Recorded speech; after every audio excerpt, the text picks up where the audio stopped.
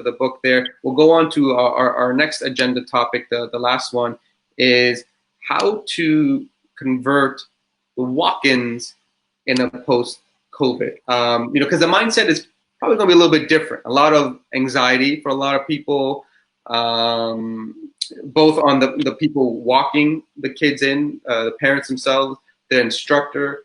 How would you deal with that? Again, what have you been sharing with your club owners? What are some of the principles from your book that we can apply? Some of the things that you can share on this specific topic. Yeah, great question. I think firstly, number one, we've got to make sure that the message is really constructive. We're not looking for messaging that's if, but, or maybe. We need our martial arts business owners to be certain about your coronavirus plan.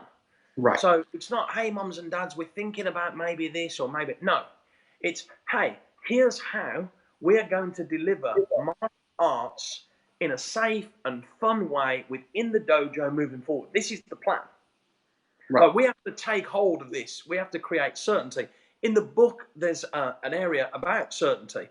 And being crisp, being clear, being concise and certain as a business owner, as a leader within your community right now is critical. Right. So get yourself a plan. That's the first thing. Don't guess through it. Don't not think through it. Have a plan and promote that plan to your audience. Make sure they have certainty that you're safe, their children are safe, that you're going to still have fun. By the way, I don't want my children going to a class where they can't speak to anyone, or if they fall over, no one's going to pick them up. Right. I want to know if I'm not there that you're going to look after them. So tell me about it. Give me the certainty I need. That's the first thing. Secondly, I think we must check in on assumption and presumption. You see, if we assume or presume to know how everybody else is thinking, then if we run our little pattern of assumption and presumption and fear on someone else, we might be wrong. We will be wrong.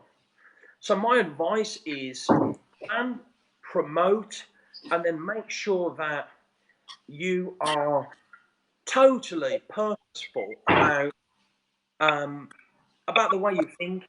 So get rid of all assumption, all presumption. Stop listening to the opinions of others because they're just opinions, right?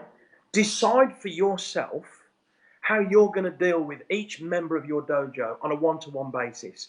Decide for yourself how you're going to take action and make it safe. Decide for yourself. Give them options. Hey, if you want to do martial arts classes online, here's the online options. If you want to come back into the dojo, here's the dojo options. Over to you. Remember, Ali, write this down. Get everybody to write this down. When the customer is in choice, you're in control as a salesperson. Right. When the customer is choosing, you're in control. So give them the options and let them choose. Right.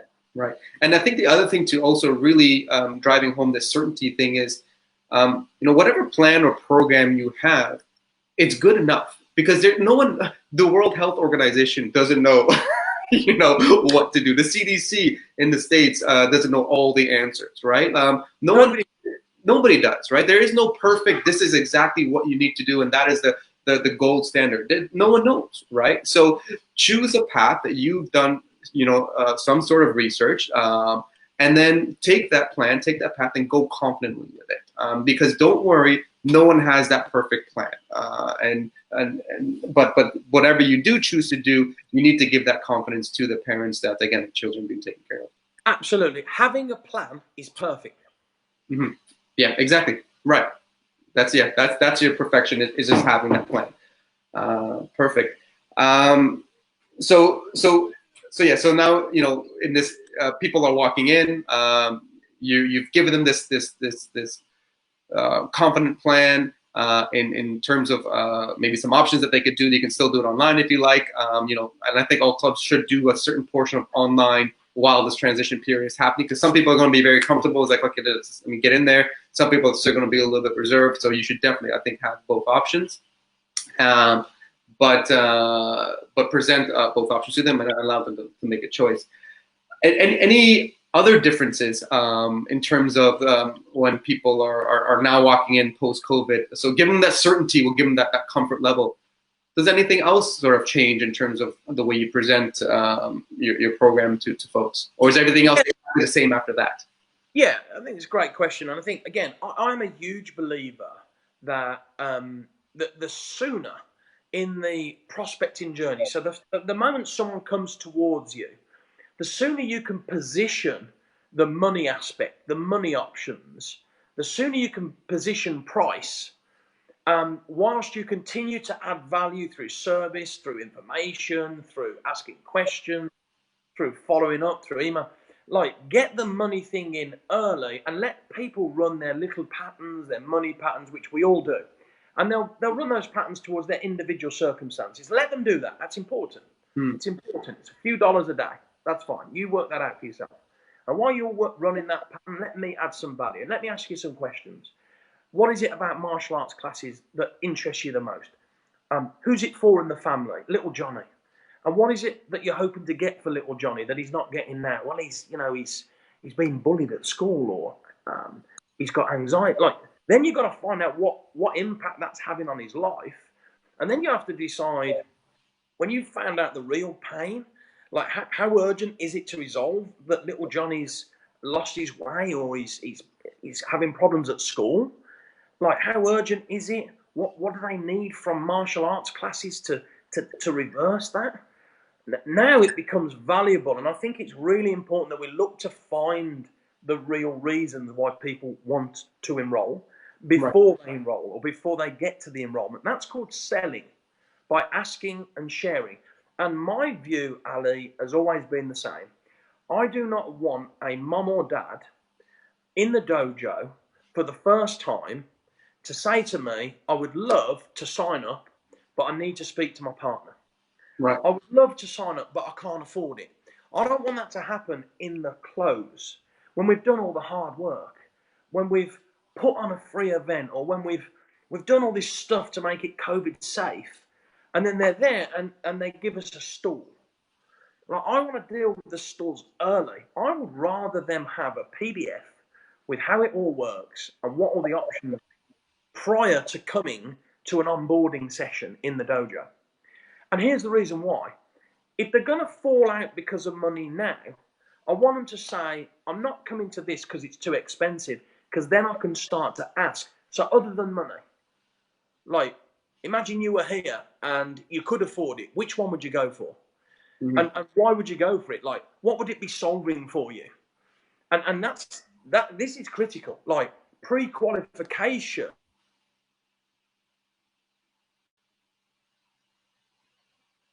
Absolutely critical. So, like, we want to get rid of all the little stall options, like, I can't afford it, I need to speak to my partner, before they come.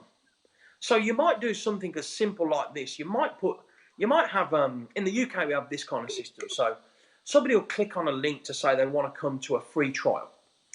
And what I teach my students to do is go, hey, so firstly, when they click on the link, they choose a date to come to the trial. And that triggers a phone call, an onboarding call. And the call goes something like, hey, firstly, I want to say thank you so much for clicking on the link to come to the martial arts onboarding session, let's call it. Now, before you do, it's my job to serve you and ask you 3 or 4 questions, so that when you come on the night, you have got total clarity about, one, what's going to happen, what kit you need, what options are available, what classes we've got. So it's my job to ask you now. This is called selling. And the harder you work there, the better. Now, if you feel like you've got a good match, I believe the thing to do then is to say, hey, what I'm going to do while you're on, I'm going to send you an email. On the email, there's a PDF. On the PDF, there's how it all works. There's some frequently asked questions. There's everything you could possibly need. So you can speak to your partner before you come. If there's anybody else involved, you can talk it through with them. And then, on the night, you can ask us any questions, and we can both decide which program works best for you and get you enrolled. Right. Yeah, absolutely. So, for a lot of martial art club owners who do a good job of the closing process, you'll see a lot of the similar tactics that Matt is explaining. That it's these are universal. So, Matt's talking about stuff that is for martial art gyms, but they apply to a lot of businesses. And so with this post-corona walk-ins, asking questions is still the right thing to do. It's still the post or pre-corona. It's still the right thing to do. And so by asking that question, one of the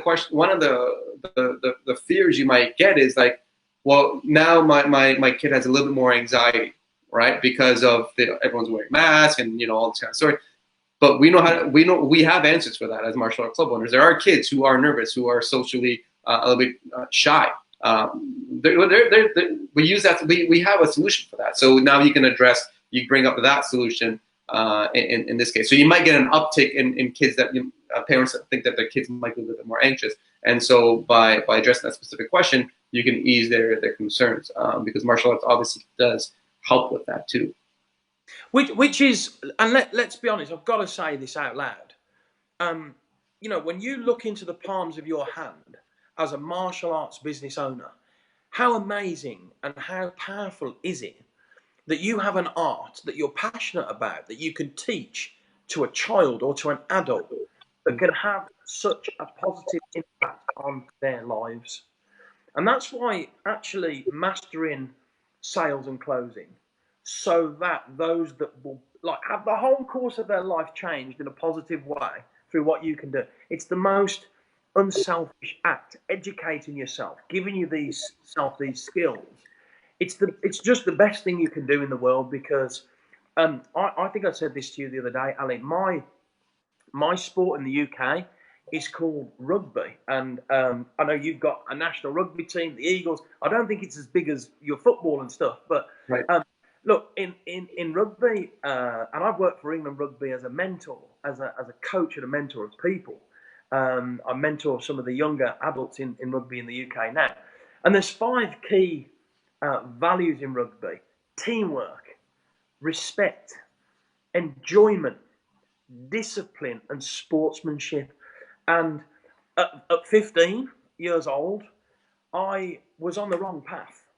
And those values through rugby gave me, look, I'm not sitting here today talking to your amazing audience if it wasn't for that sport. And martial arts is the same. And right. That's why you must reach out, go towards, ask questions, and make sure that you look to find those in the communities that you can help and really impact and serve them by serving, selling, and closing. Right, and it's for our audience.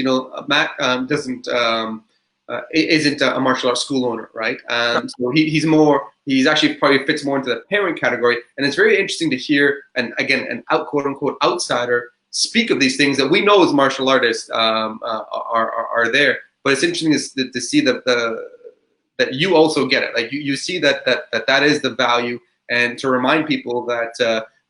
Those values are important to the outside world. Sometimes when you do something, and I'm guilty of it as well, is like when you do something, you just kind of take it for granted. It's like, yeah, we provide kids with these sort of kind of things. Like, no, these are life-changing things for kids, and now more than ever, they need these tools that they've been missing. And so we have to, again, it's nice to get the reminder from someone who isn't a martial arts school owner, because again, those values are important no matter who you are. So yeah. So for those who might have been a little bit late to joining us, we will be reposting this video. We have only a few more minutes left, about 5 more minutes left with author Mr. Matt Elwell. Here's his book on the screen. You can get it on Amazon, Open with a Close. He's been talking about some of his strategies that he's written in this book. He took his 39 years of knowledge and distilled it down into a book. So I heard someone say this once. It's like, if you can get someone who spent that many years of their lives and put it down into a couple hundred pages, that's and you can finish it in a couple hours, right? So you take 20 years, 200 pages, 2 hours. I mean, like that's a pretty good value add in return. You know what I mean? So, you know, It was hard. It was a hard thing to do. Trust me. I just want to say this, Ali, if I may. That link, by the way, the book is actually free to your community. All they have to do is cover some post and packaging, I believe. oh, wow. Team. I might be wrong. My team have sorted that link out for me, but I'm pretty confident that is. Yeah. If Okay. you click on that link, to the US, we've sent some books out to California, to Los Angeles, to New York. So I think there's a postage cover, a post and package cover. But yeah, click on the link. There's also some videos. You can get into our community, so you can hear more only if you want it. Oh, wow. Okay. That was a nice little bonus. So yeah, there you go. There you guys go. It's there's no reason not to to get it. It's a free. Just you have to cover the shipping, which is fantastic. Thank you for making that offer to everyone here, Matt. Really appreciate that. So in these last few minutes, I'll kind of summarize what we talked about. One was how to get the students back that left during the coronavirus. And then the second one was how to talk to folks as they walk in and do the walk-ins, and what are some of the different things that you would want to do in this kind of what people call the new normal. And so we cover that, and thank you, Matt, for that. Now we are again running near the end. I'll leave it to you, Matt, to kind of with some closing thoughts. Obviously there's so much knowledge in your book, and we can't cover all of it in just a short time in 1 hour. What are some of the closing thoughts you'd like to leave with folks as we end this live stream, and then how are some ways that they can get in touch with you outside the book? And yeah, cool. So I think firstly, the best way to communicate is to click on that link. And all of the stuff that they could possibly need is in there. By the way, they can check me out on YouTube, type in my name, and there's loads of videos and content on there that they can consume. But look, I think my closing thoughts are kind of what I said at the beginning, because it really means a lot to me. I believe that martial arts schools can play, do play, and will continue to play an enormous part of the human comeback after this pandemic. I really do. I think what you offer is legitimately awesome. I think as the world has moved away from what I would class as more traditional values, in the way our children are exposed to social media and news and everything else. What I love about sports, martial arts, what I love about rugby is dance schools, all kinds of disciplines, but martial arts in particular, what I love about it is it's competitive, it's fun, it's healthy, it fits everybody. It doesn't see the colour of a human being's skin. It sees no the background. It doesn't creed. None of that matters. None of that matters. Poverty, wealth, none of that matters. It breaks all of those barriers down. It's an ancient art, and I just honestly, I just believe that it's so important that what we have to do now is double down on a organic, human-to-human, simple sales process within the dojo. To have simple marketing, to have a simple message of all these amazing things, and to remind people not just of all the amazing things, but of the things that it overcomes. Anxiety within our children, obesity within our children, stress, bullying. Martial arts solves and has a solution to some of the biggest social issues our children and our communities has. right. And the best way for us to continue, and for you as business owners to serve yourself, the communities that need you, and the universe itself, is to have a closing, cold to soul journey that feels natural, that involves the heart and the head, that's around powerful questions, and that has an energy and a focus that does martial arts justice, and more importantly, that serves as many human beings as physically possible when they need it the most. Yeah, absolutely. And just thank you for those closing words, Matt. And for those, you can kind of hear the way Matt talks is, again, very much like a martial artist, and those kind of themes and philosophies are actually the way he actually and those theories are in his book Open with a Close, which he made free for everyone here. I just have to pay for postage, which is very generous of you. Thank you for that, sir. So I think, again, it'd be very relevant for you guys to spend a couple hours. You know, the time you would have normally taken to commute, you don't have to do that anymore. Read the book instead, and learn and grow. And let's come back even stronger together. So, Mr. Matt Elwell, thank you again for your time. I appreciate it. And it was great seeing you. Yeah, absolutely. And thanks everyone else for joining us. See you soon. Bye-bye. Thank you.